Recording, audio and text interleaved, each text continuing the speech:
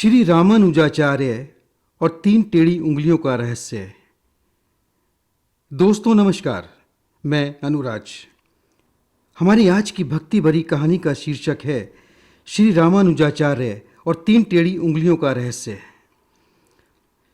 श्री रामानुजाचार्य बड़े ही विद्वान, सदाचारी, धैर्यवान और सरल व्यक्ति थे। ये आचार्य आलवंदार यानी यामुनाचार्य जी की परंपरा में थे। इनके पिता का नाम केशव भट्ट था। ये दक्षिण के तिरुकुंदूर नामक क्षेत्र में रहते थे। जब इनकी अवस्था यानी जब इनकी उम्र बहुत छोटी थी, तभी उनके पिता का निधन हो गया और इन्होंने कांची में जाकर यादव प्रकाश नामक गुरु से वेदों का अध्ययन किया।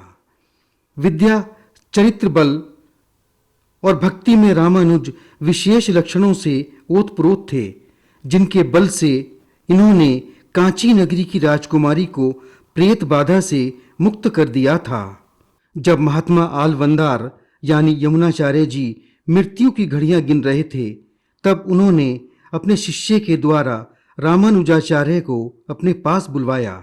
परंतु रामानुज के श्रीरंगम पहुंचने के पहले ही आलवंदार यानी यमुनाचार्य जी भगवान नारायण के धाम में पहुंच चुके थे, यानी उनका निधन हो चुका था।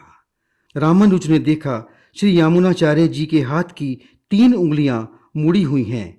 इसका कारण कोई नहीं समझ सका। रामानुज 3 मुड़ी हुई उंगलियों का रहस्य तुरंत समझ गए। उन्होंने ये जान लिया कि श्री यमुनाचार्य जी मेरे द्वारा ब्रह्मसूत्र, विष्णु सहस्त्रनाम और आलवंदारों के दिव्य प्रबंधन की टीका करवाना चाहते हैं। तब रामानुज ने आलवंदार यानी यामुनाचार्य जी के मृत शरीर को प्रणाम किया और कहा, भगवन, मुझे आपकी आज्ञा शिरोधार्य है।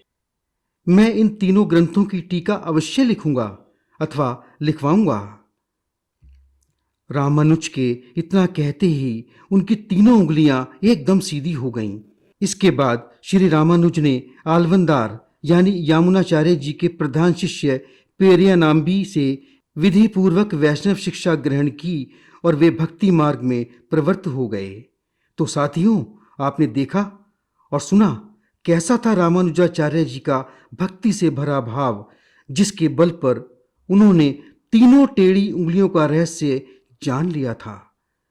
अगली वीडियो में एक और नई भक्ति भरी कहानी लेकर आपके सामने फिर उपस्थित होंगे। तब तक के लिए नमस्कार।